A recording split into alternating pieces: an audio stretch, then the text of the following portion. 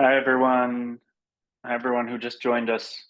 Uh, Thank you for attending. We're gonna give it probably 3 or 4 minutes here. Let folks kind of get into the Zoom room, and we'll wait for just a bit to make sure that everyone who wants to be here for the start can be. Today we're going to be going over a Chameleon cloud testbed. This is an NSF-funded testbed for computer science and education. So just mentioning that at the start in case you happen to join the wrong Zoom room. But this will be the introduction to Chameleon webinar. And as I mentioned, we're just waiting for folks to arrive and get settled. My name is Mark Richardson. I'm going to be giving the main tutorial today, and then we'll have a brief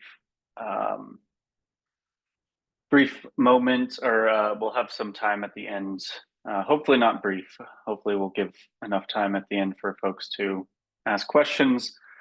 You can also, or you should be able to post, I think, in the Q&A. So if you have questions during the tutorial, feel free to post there. I have one of my colleagues joining us today, Mark Powers.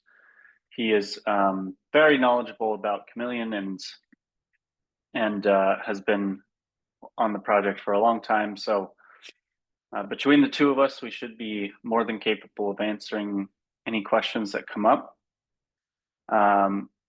And again, we're really excited to have folks here today. Looks like we already got a question from Art. Will you also go on setting up a multi-node cluster? For example, how to set up a PFS on a multi-node. So this question is about what we're going to cover in the tutorial today. So to answer your question, we will discuss primarily the main functions of Chameleon and what you can do to preserve hardware, set up leases for that hardware in advance, and then configure the hardware to use. Some of that will include multi-node configurations. I don't think we're going to be going super deep into the specifics of that. However, maybe at the end, if we have time, Mark can maybe discuss a little bit about the capabilities we have specifically for setting up multi-node clusters. I should also mention that we have a webinar at the end of, at the middle of December that's going to be led by one of our users, Ken Raffinetti from Argonne National Lab, and he's going to be showing an appliance that one of his students created that walks you through the steps of setting up an MPI cluster. So there's also some other webinars scheduled in the future that will dive into some of that a little bit more deeply. But as I mentioned, we'll hopefully have some time to get into that stuff. All right, I think for now, we can go ahead and get started. I'm going to kick things off with by sharing the presentation.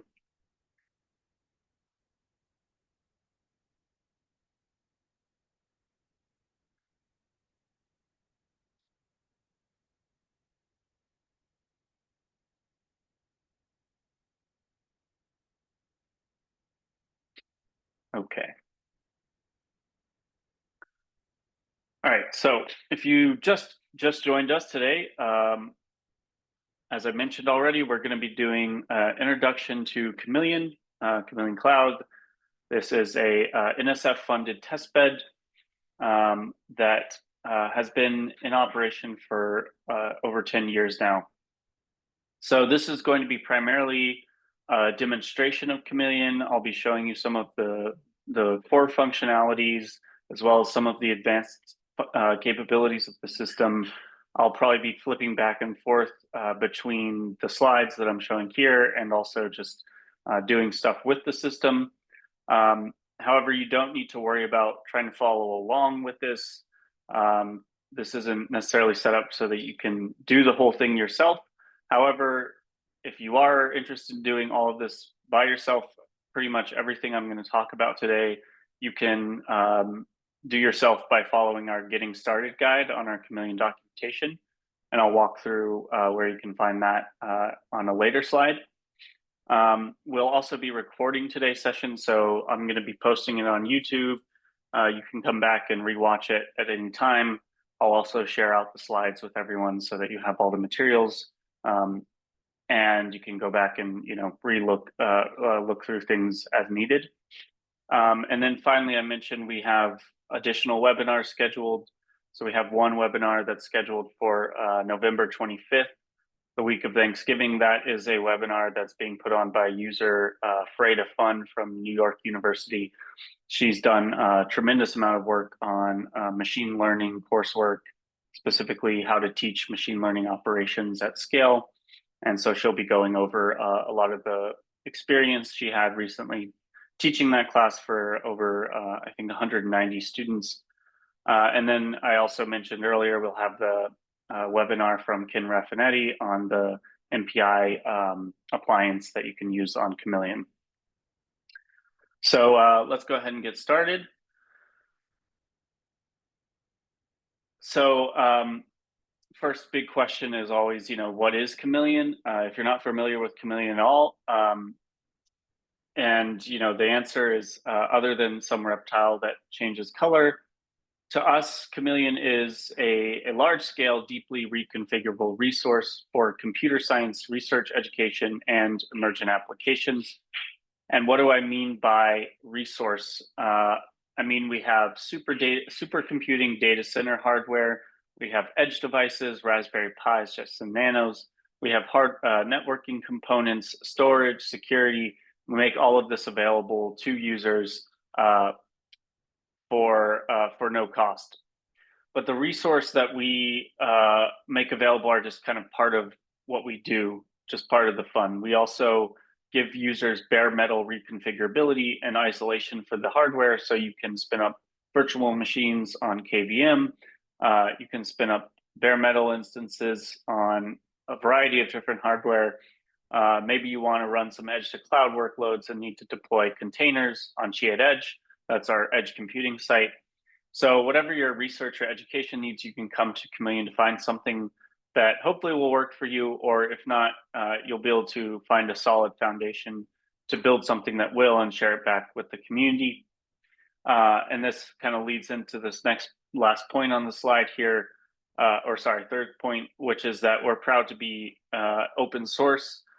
We leverage OpenStack cloud software to maximize our focus on the special features that our users need to support their projects.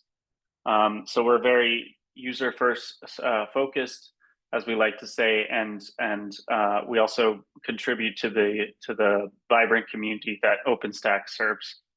So we'll get into some of the exciting features that users can access on Chameleon, and then we'll also talk about some of the other ways that Chameleon can promote other valuable ends like reproducibility, as well as generating more content for CS skills.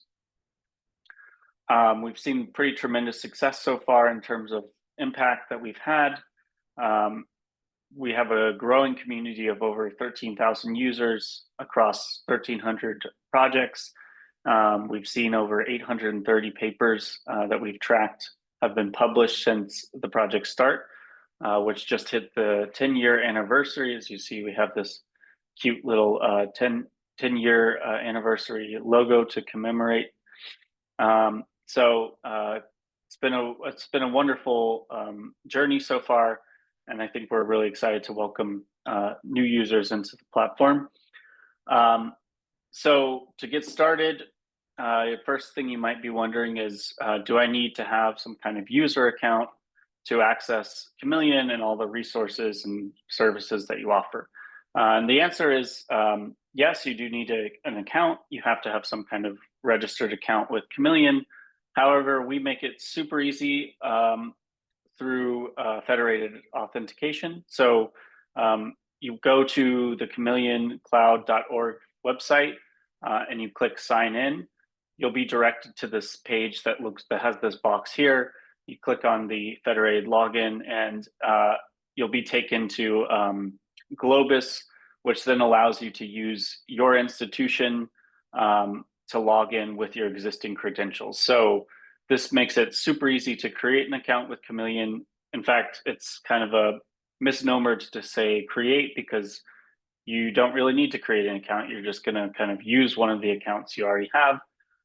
If you don't happen to have an existing institutional account that Globus works with, we also do have Google and GitHub, so there are lots of options.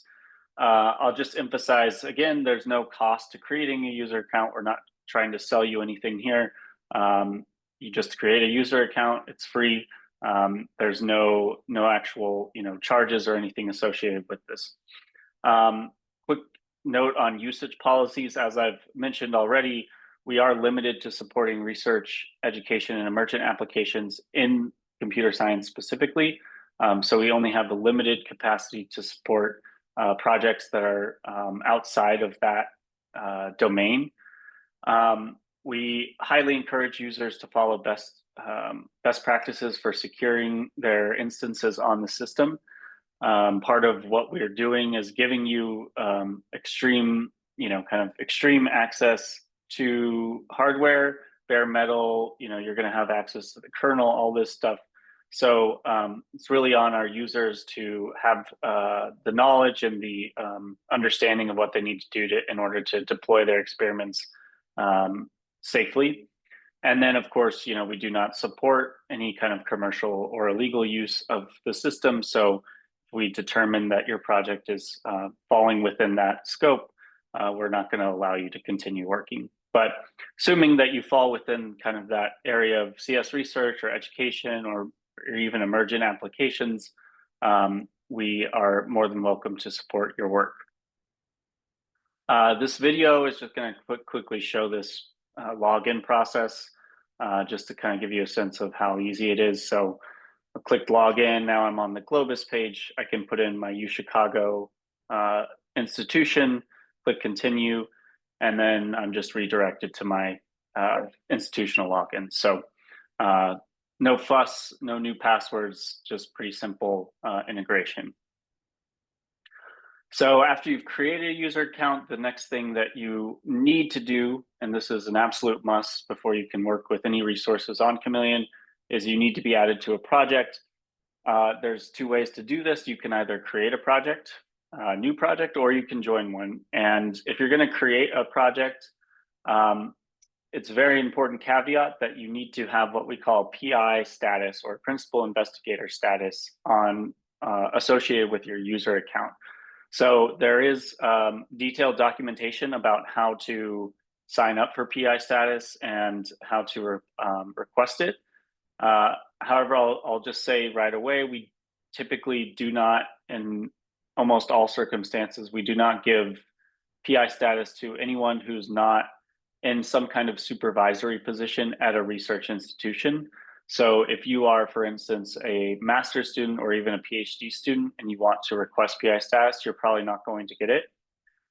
In that case, there's a very simple workaround, which is just talk to one of the supervisors that you're working with, because most likely if you're a student, you're going to have someone you're working with, or whatever the case may be, and ask them to create a project for you. They should be able to get PI status easily, and then they can just add you to the project, which is what I'm showing here in this video over here. So we have built-in project management features that allow for a PhD student to have more control over what they're doing without necessarily needing to have PI status. However, if you do have PI status or you get added to an active project, what you can expect is typically you're going to have about 6 months of resource allocation for a project. We do allow for renewals, so you can continue extending that. And this comes with a particular budget, a resource budget. We use something called service units, SUs, as a way to measure usage. This is basically going to be whenever you reserve hardware, you reserve some kind of instance, you're going to get charged for the number of hours that you reserve it and the type of resource you reserve. And that's going to be charged against this project allocation. So that's why you need to have the project, because every time you do something with a resource on Chameleon, you're going to need to have some kind of allocation to draw from in order to do that. 20,000 hours is the default, and that's usually more than enough for our users. We don't typically have folks running up beyond that, but that's where we start. Again, there's a lot of flexibility here, so if you end up running through that because you're doing something particularly compute intensive, or whatever the case may be, we do work with our users on an individual basis to arrange that. You can request recharges for your projects and things like that. So most of this, if you're just going to be added to a project, you don't really need to worry about it all. However, if you're interested in actually creating a new project on Chameleon, these are things you're going to have to be aware of and keep track of. And all of this information is going to be available on this project dashboard page. So you can easily log into your account and kind of keep track of all this information. And then finally, before we get into the more interesting stuff, I just want to highlight where you can go for resources. So I'm going to quickly exit my presentation here. Just make sure everyone can see my screen, and just go over to Chameleon. So as I said in the slideshow, we offer a getting started guide. So actually, if you just go to the homepage on Chameleon, click getting started, you'll get redirected to this documentation page here. And this is basically going to walk through pretty much everything I'm going to go through today, and also include links to other parts of the documentation. And then there's also going to be another resource that you can check out. And that will be FAQs. So if you're interested in the policies, for instance, what you're allowed to do, what you're not allowed to do, a lot of that information is here. This is the main link from the home website to the documentation. And then we also have our webinars page up here.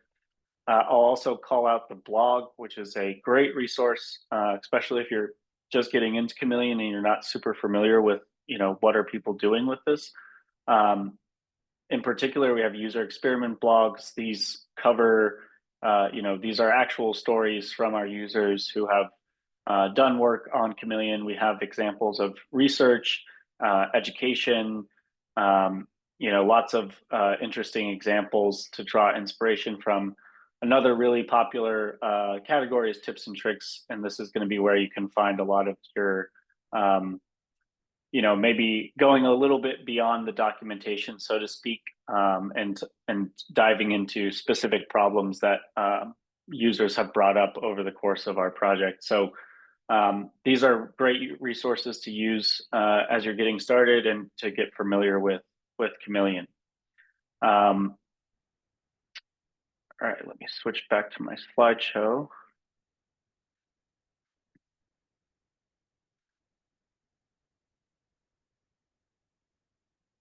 So now that we've kind of gone through some of the basics of Chameleon, this is a good point to throw up the slide on experiment workflow.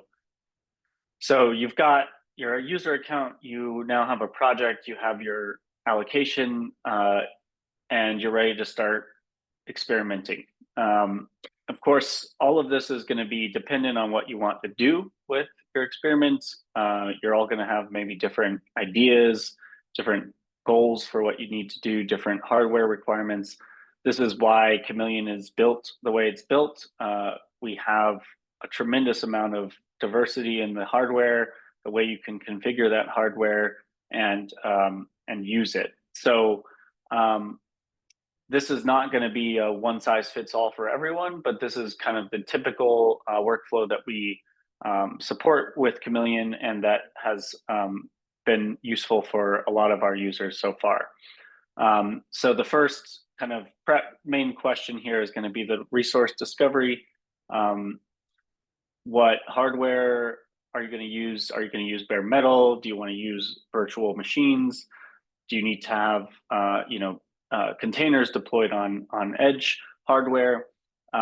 We provide resource discovery through the resource catalog, so you can actually search through all the nodes that are available on Chameleon, look through their specs, and so to speak, and find what you need. Once you've found the resources that you want to reserve, you can then go and check our availability calendar, which shows you when those resources are actually open for use. So, of course, we do have lots of users.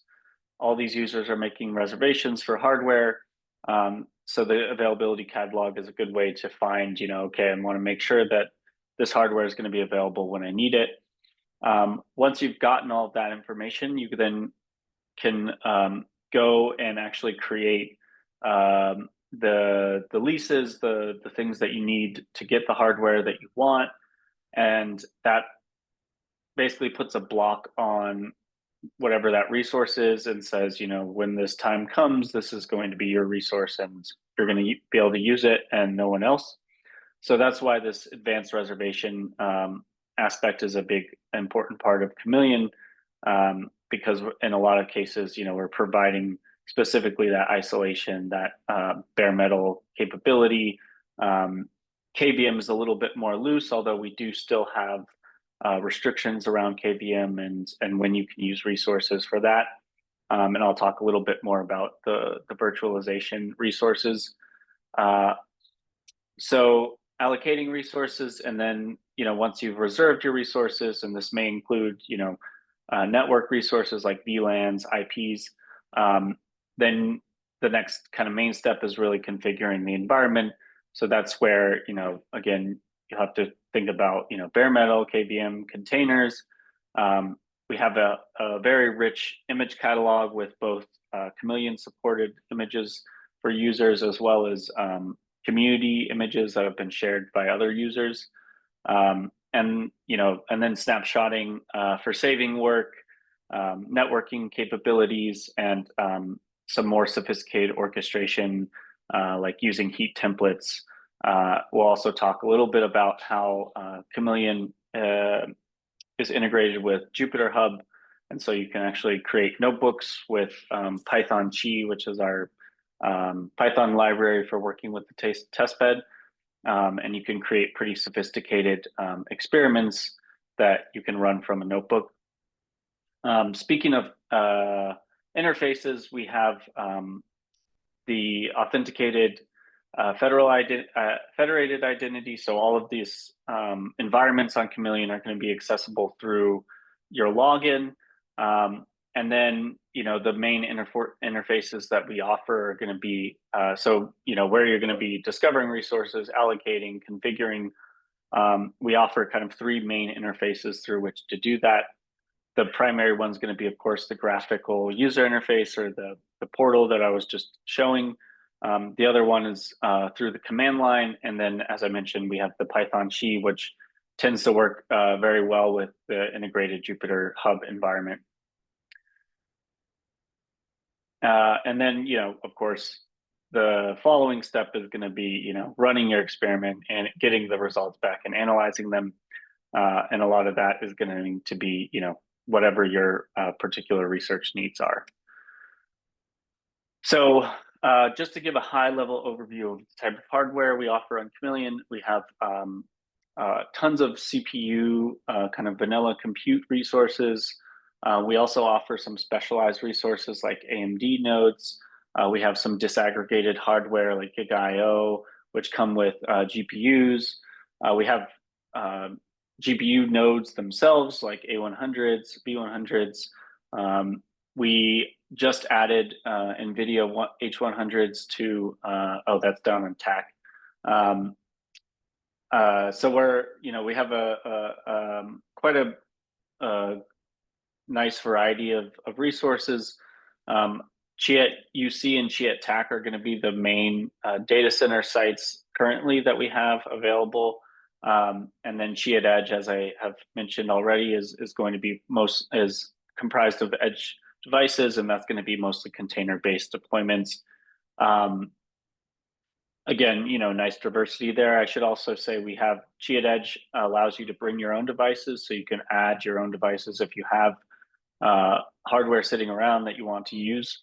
And then we also offer some peripherals on Chi@Edge devices. So, some folks may want to be doing something where they have a camera feed data from an edge device, and then that's going into the cloud for some kind of analysis. And then, each of these sites is going to have some crossover in hardware, but for the most part, hardware is going to be distinctive by site. So you're going to want to pay attention to which site the hardware is located at that you're interested in using. And all of this is supported through, very fast network. We have storage available for users, both object storage and file system storage. And then we also will be adding NCAR as a new test bed. Hopefully this year, I think we will be getting more nodes. It's already operational, but I think we'll be getting a lot more nodes there in the future. And then, of course, we have some of our volunteer sites available as well, which you're welcome to check out. So where do you actually go to find all this hardware? So I mentioned we have our resource discovery and hardware catalog. This is going to be kind of the first stop for you if you're kind of at the stage where you're still just like looking for hardware or trying to figure out what resources you want to use. This main page of the hardware catalog is going to give a really nice overview of basically all the types of nodes that we have, as well as have filters below that so that you can search more fine-grainedly for something that you're interested in. And then, as I'll show briefly in a moment here, you can also click on specific node pages and view more details about the node that you're interested in using. I'm just going to quickly show that on the main site here. So in order to get to this hardware browser, I'm going to go to Experiment, click on Hardware Discovery, and then that's going to bring up the resource browser here. And from here, I can either click on specific nodes, say ARM Thunders, and then go down here to View, and this will bring up more details about all the nodes that we have available. I can also filter by these parameters down here. So if I need a particular storage size, particular RAM, well, that didn't have anything. But there's also more advanced filters that you can use, search by model, vendor. There's also a field for searching for GPUs. So actually, let me demo that real quick if I can get rid of these. So if I'm interested in, say, I want to see all the nodes that have a GPU, I can just click this filter here and then click View, and this is going to bring up all the nodes on Chameleon that have GPU attached. So this is a really great way to find hardware that you're interested in using. If these filters aren't particularly useful for you, and you just want to look through a whole list of all the nodes, you can just take off all the filters and then just click View, and this will just bring up a massive page of all the nodes that are available with all of the information associated with those nodes. So worst case scenario, you just come to this page and do some searching from here. All right, I'm going to switch back over to the slideshow. So that's going to be the kind of primary way to discover resources on Chameleon. There's also interfaces to do this through Python-chi. For instance, we have a resource discovery utility function built into Python-chi that will display a list of available nodes based on parameters given by the user. And there's also ways to do this through the OpenStack CLI as well, in case that ends up working better for your workflow. And then kind of the next step of this is going to be the advanced reservation. So once you've discovered the hardware that you want to reserve, you may have noticed on that last page I was just showing, there's no way to see whether the nodes are available or not.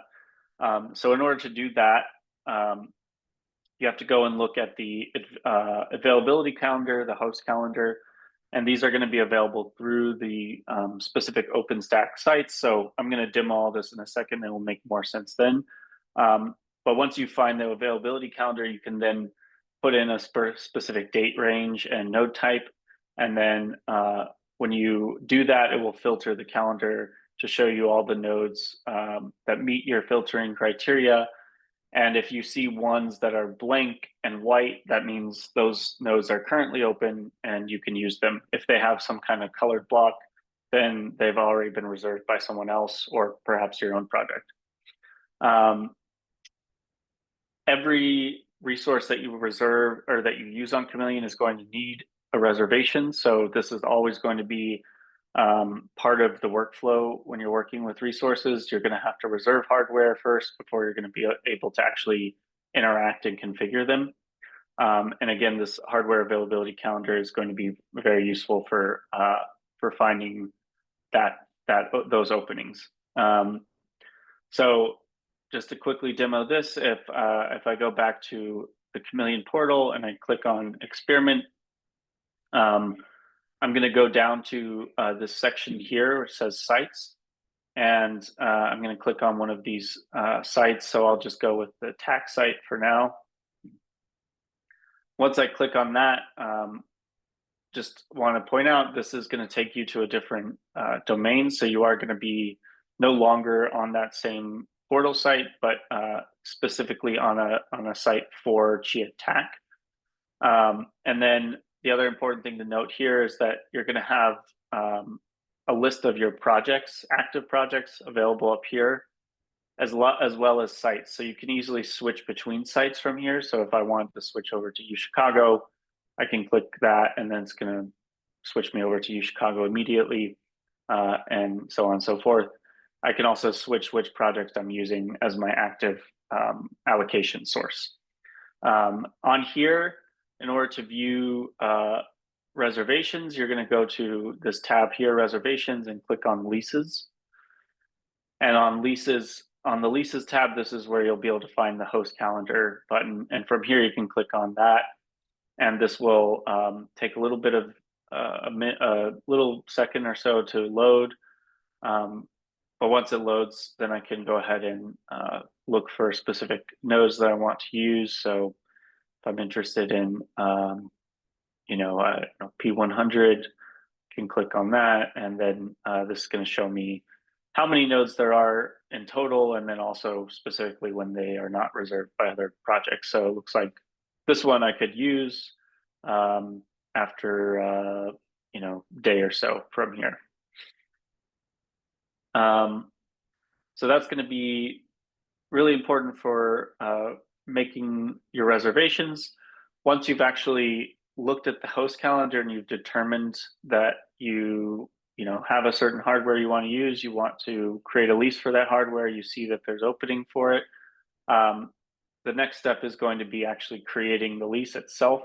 This is a pretty simple process. So when you click on this create lease button, it's just going to open up a web form where you can put in a name for your lease, and then add a start date, start time. It will default to starting right away if you don't give one. And our default lease length is 1 day. But you can also specify an end time. You can make leases for up to 7 days maximum. And then on this host tab, you're going to want to click this reserve host checkbox. And this is where you'll be able to specify what kind of host you specifically want to reserve. If you don't care about anything other than the node type, you can just specify the node type and say, I need this particular node type.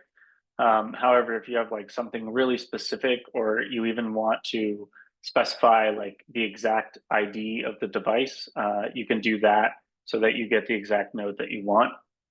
That can also be useful for reproducibility purposes and things like that. But if you're just going to do the node type, then you could just specify whichever node type you want, and it will just kind of give you whichever one it has available for you. And then there's also an option to reserve networks and floating IPs. Reserving floating IPs is usually a good idea because you're almost always going to want to reserve it at some point. And this just makes sure that you have it available when you need it. And then I can go ahead and just click create on this lease, and it's going to go ahead and submit it to the system, assuming everything works, which I don't know if it will or not because I didn't check if that node is available. Then it will come up here with pending, and then we'll basically be waiting for it to start. So that's the general, very basic process for reserving hardware, and some of the essential tools you'll want to use for actually finding which hardware is available. So now at this point, we've created a lease. We've actually staked our claim to some hardware, and now we're ready to start experimenting, to start configuring the node. Well, maybe not experimenting, but we want to start configuring now the node for the experiment that we want to run. So at this stage, we have a couple of options, and this is where I mentioned, emphasizing the various interfaces that we have to the testbed, because depending on what you're trying to do, you may want to go with one interface or over another, and that's going to be kind of an important part of this. However, the other thing, once you've kind of figured out that interface question, is going to be what configuration you want to use. So I mentioned the three main kind of instant types that we support on Chameleon: the bare metal configuration, which is kind of our bread and butter. That's a lot of what our resources were, our bare metal resources. We do also have KVM resources, virtual machines. Until recently, that was mostly compute VMs, but now we do offer VMs with GPU attachments. The H100 GPUs from NVIDIA, those are actually available through KVM. And then finally, we have the container deployments. So I'm going to walk through a little bit of each of these and some of the options you can use for configuring these, starting with the bare metal. So if I just go back to the lease page here and do a refresh, I can, see now that this lease is active. And that means that the resource that I've reserved under this reservation is now available to me to use. So if I want to start a bare metal instance here, I'm going to go back to this compute tab, and I'm going to click on images. And from here, I can click on launch instance. And again, this is going to mention which project I'm using. I can give it a name, and then also a description. And then, very important, I need to specify the lease that I'm using for this instance. And then here I can tell you, specify how many instances I want to launch. So if I made a lease with 4 nodes, and I want to launch an instance on each of those, I would change this to 4. Here I'm just doing it with 1, so I'm going to keep that. Once we get the basic information about the instance that you're going to create, you can then come here and configure your source for the instance. So this is going to be, probably some kind of image that you want to use. We do offer, supported images. So these are going to be the ones that have the CC on top of them. And we have some, supported images that, you can be more certain that they're going to work. I don't know why we have so many outdated images right at the very top here.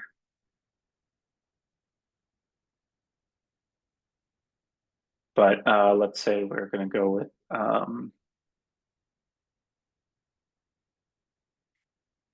don't know. I'm just trying to find some normal Ubuntu image here. If you search cc-ubuntu, I think, and then try 24. No space. There you go. Okay. So it's these ones with the logo next to them. So these are the supported images. And then I can add this image here. The other thing you can do is also, if you already have another image, so let's say you were already working with this node and you did some configuration already and you want to just start from an image there, you can use a tool called CC Snapshot, which allows you to like just take that image and package it, and then it becomes available for you to reuse. So that would then show up here. You could search for that image, pull it up, add it to the configuration, and then basically, kind of restart from where you left off. And then finally, there's going to be the network configuration. So here we'll just add the shared net. We also have another network, FabNet, which is using the Fabric network. Shared net's going to be the main kind of default one that you'll want to use. And then we'll have our key pair configuration. So this is where you can add SSH keys that allow you to access your instance remotely. So I can either create a key pair from here, import one, or just use one that I've already uploaded. And then I can click launch instance. And that's going to kick off this long process of building the instance and going through all the things that I've configured and making sure that gets set up. This will take a pretty long time, so I'm not going to wait here for all of this to finish. But I just wanted to kind of demonstrate how you kick that process off, and then you kind of wait for about 10-15 minutes and come back and hopefully the instance would be running. If there's any kind of like issues, I believe there is like a log that you can view on like the detail page here. So if you need to troubleshoot some of that, you can do that through this page here. There's also ways to manage other resources like images and key pairs through this interface. So if you want to add stuff directly to here, you can do that through this.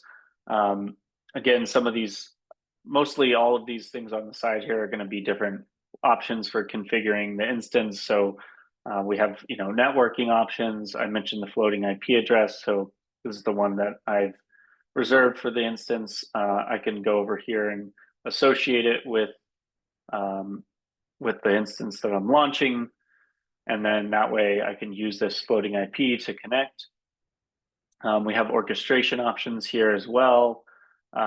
Object store. So if you need to configure some kind of storage for the instance, you can do that.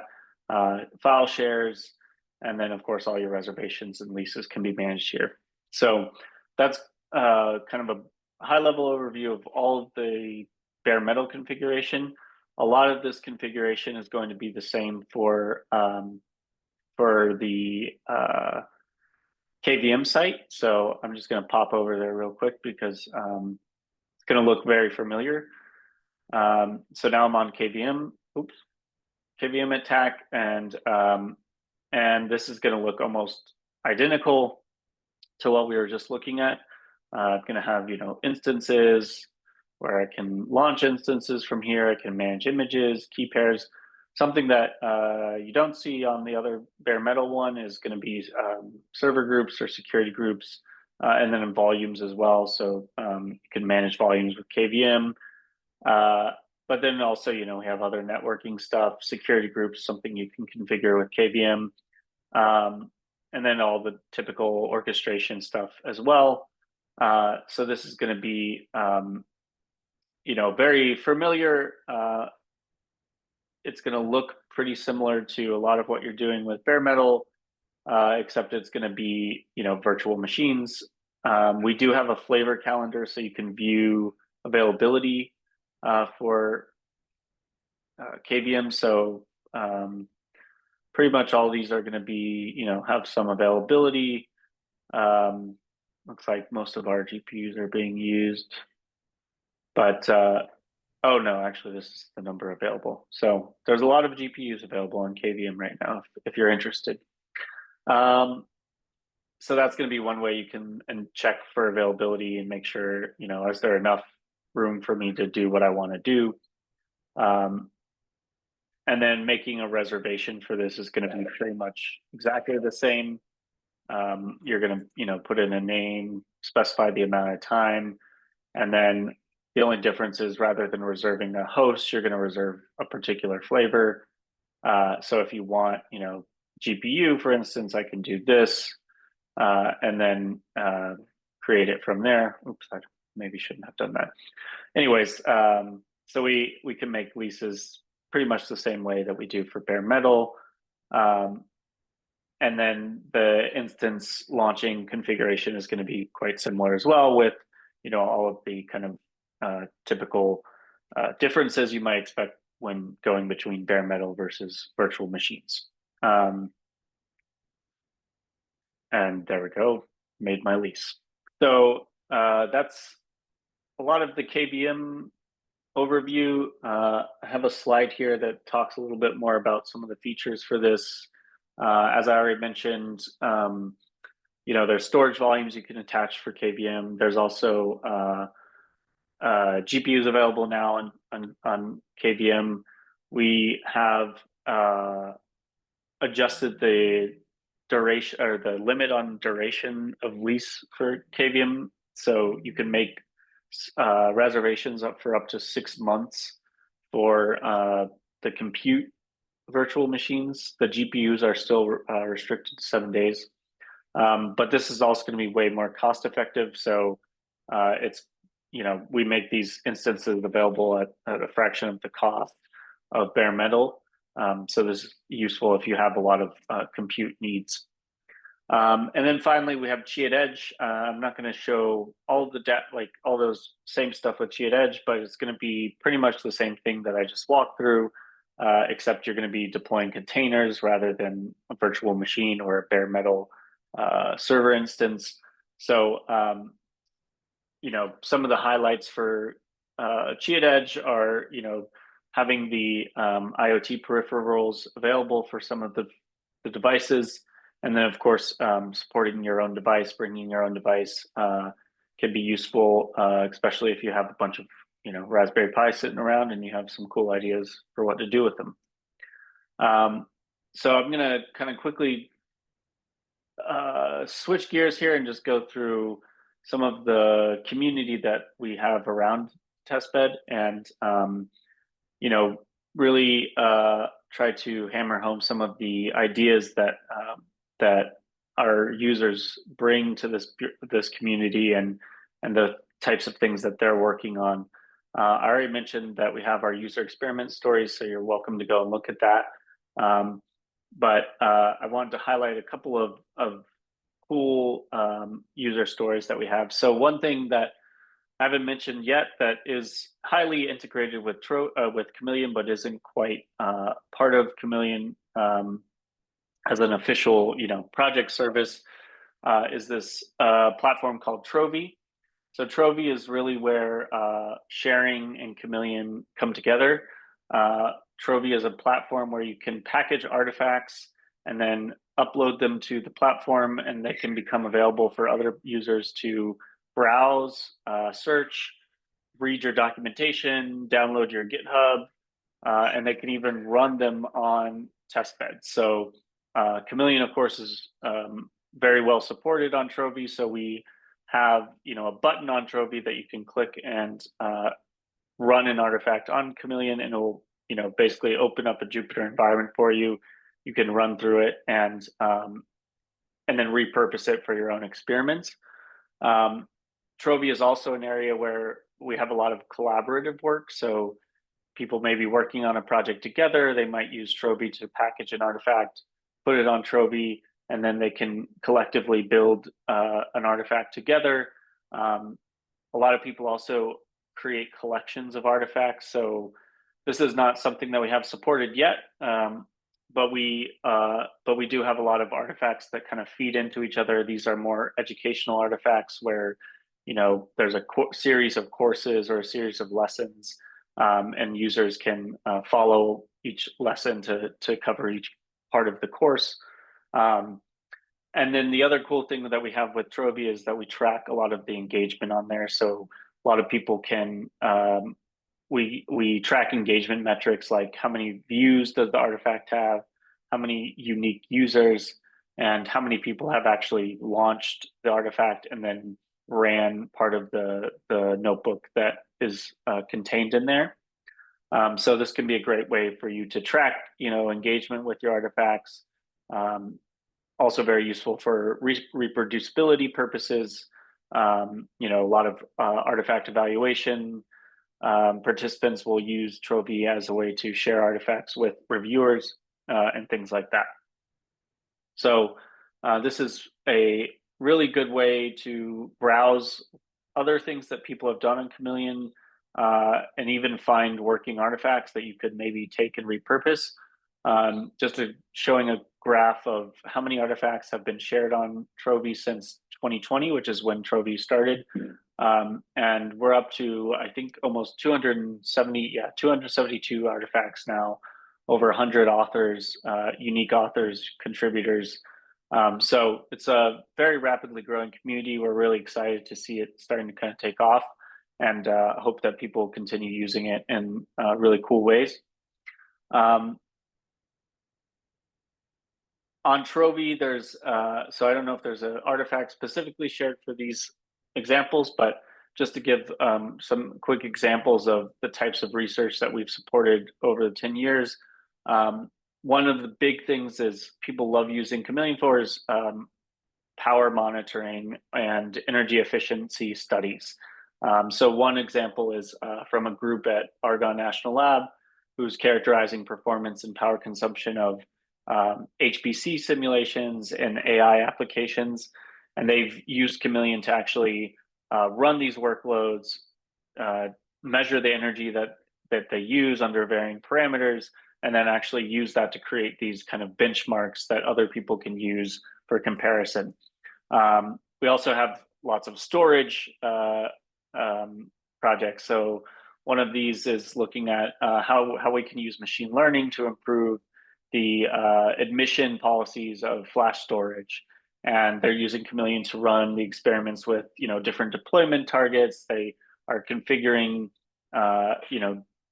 experimenting with different configurations at both the user level, the kernel level. They're even doing some distributed experiments across multiple nodes, and then validating all of this under varying conditions. And then one kind of fun edge project that we recently supported is one from a student from a university in France who's doing work on federated learning, specifically training federated learning models and using edge devices to, kind of see how well he can create local models that are still synced up to global models. And they were doing a lot of interesting work with Chi at Edge, specifically on the UChicago campus.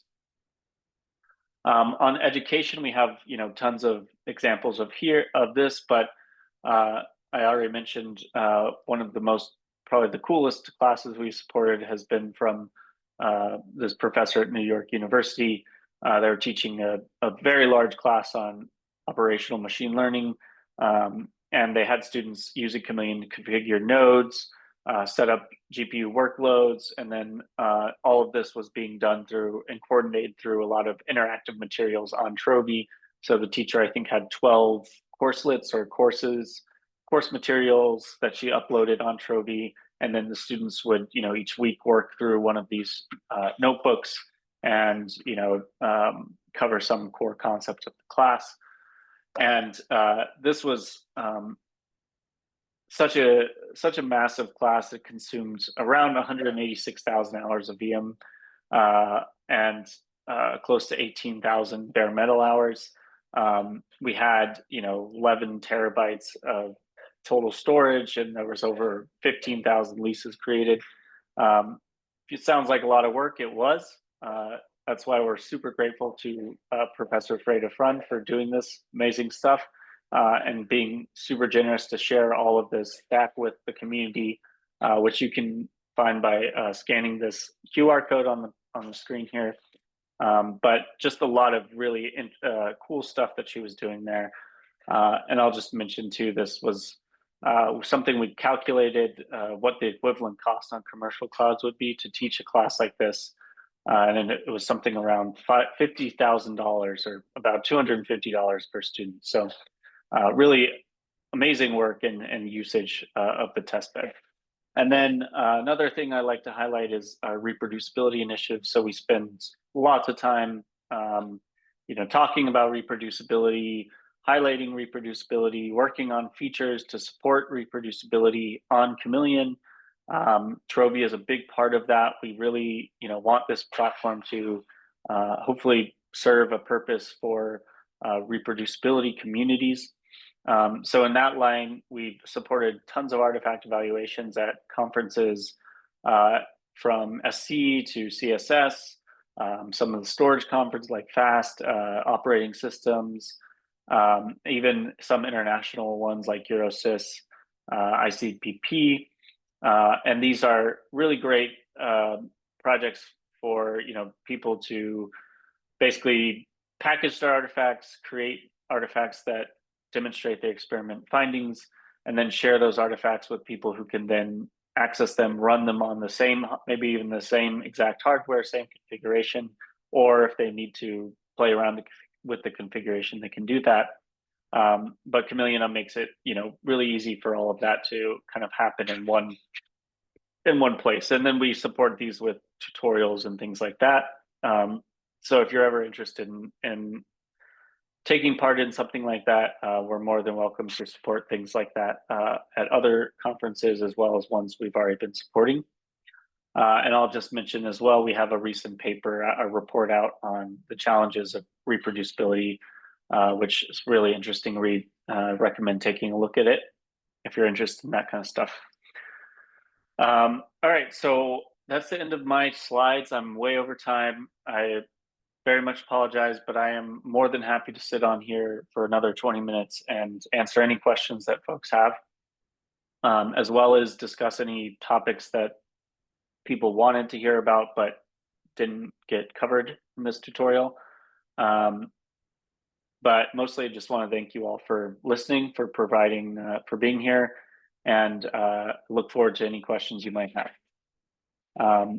If you need my email, it's at the very beginning of the slide. If you have more questions or feedback, please reach out to me. I would love to hear from you, whether or not you want to tell me this was horrible and it was a total waste of your time, or if you want to tell me it was great and what parts of it you loved, or you can tell me, what you would like to see next time. We're always looking to get better, so any feedback you have is great. But I'll shut up now. If you want to ask any questions, please feel free to put them in the Q&A. I'm also just going to allow everyone to talk. So if you have a question, you want to just unmute and ask it, please go ahead. I guess I'll ask Mark as well. Mark, is there anything you want to emphasize? No. I know you went over a bit of differences between KVM and bare metal, and I wanted to say that there'll be a blog out kind of explaining that area later today. So Yes. Massimo, yes, we will send these slides out for sure.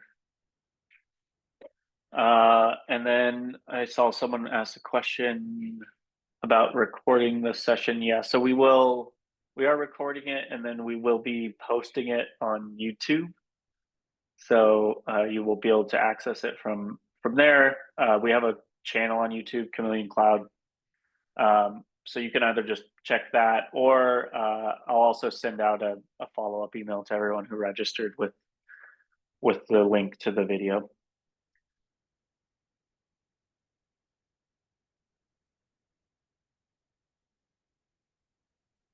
And yeah, thank you, Mark, for mentioning that. We will have tips and tricks about these, the KVM and bare metal parodies. Arta, I see you have another question or a suggestion about PFS. So to be honest, I don't know what a PFS is. I don't know, Mark, do you have any Um, context on that? Otherwise, Arta, we yeah, might need you to specify a little bit more here. I tried to look up more information about this, look at parallel file systems. Um, so our researchers have a lot of different interests that are users on Chameleon, and we can't support the end software of every user.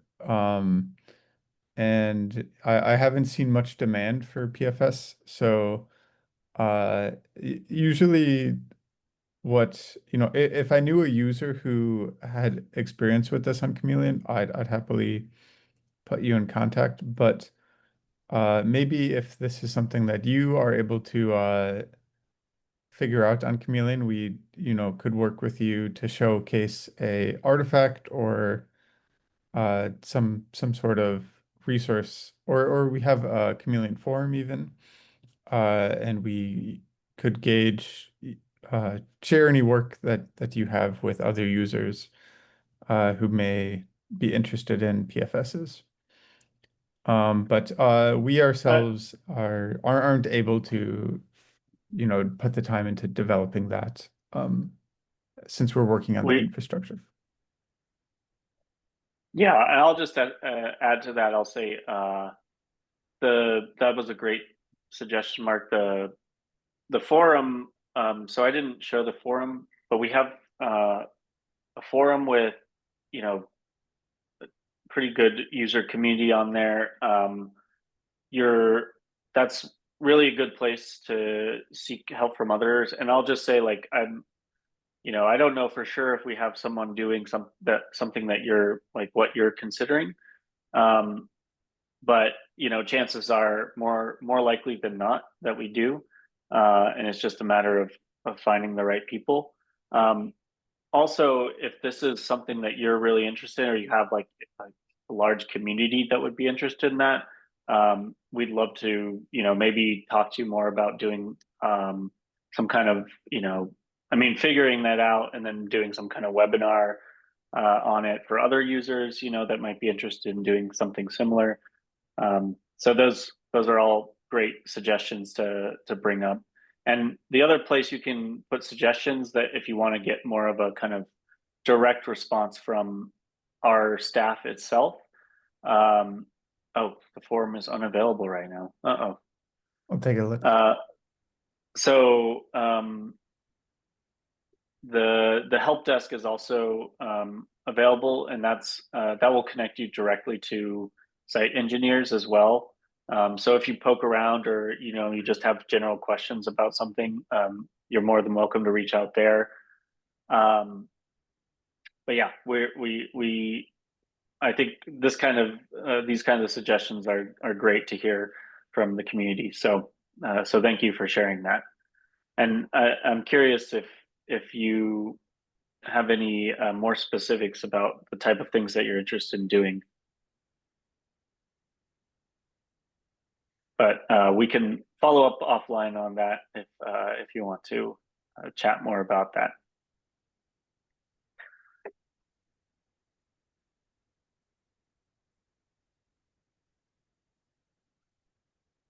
Um, so I don't see any other questions at the moment. I think if folks are ready to head out, you're more than welcome to uh, to leave if you gotta go somewhere else. If you want to hang around, ask some more questions, feel free.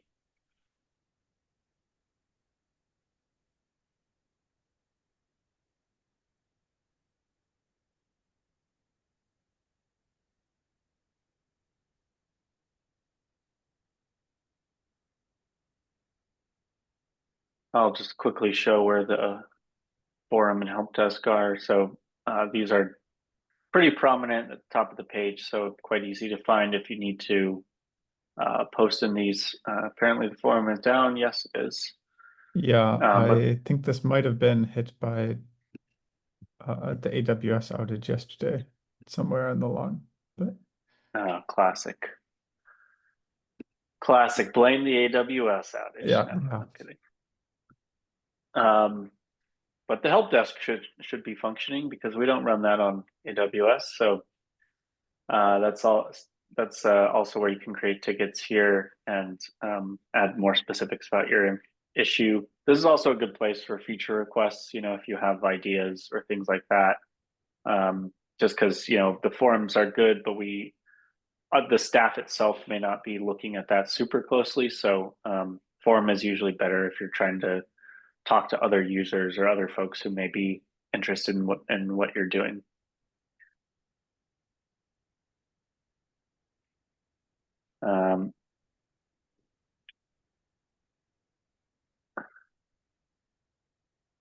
Okay.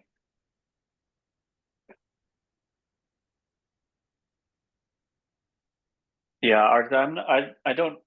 I mean, I don't know very much about parallel file systems, but I'm just looking at what you're describing here, and it sounds like could maybe be a good use case for Chameleon. But yeah, as Mark mentioned, we focus mostly on making sure that the infrastructure is working as it's supposed to. So we don't typically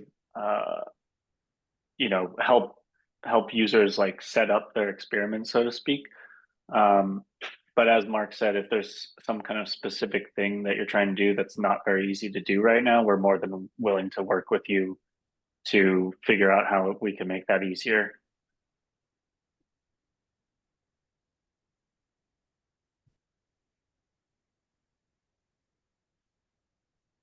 All right, well, looks like we're getting down to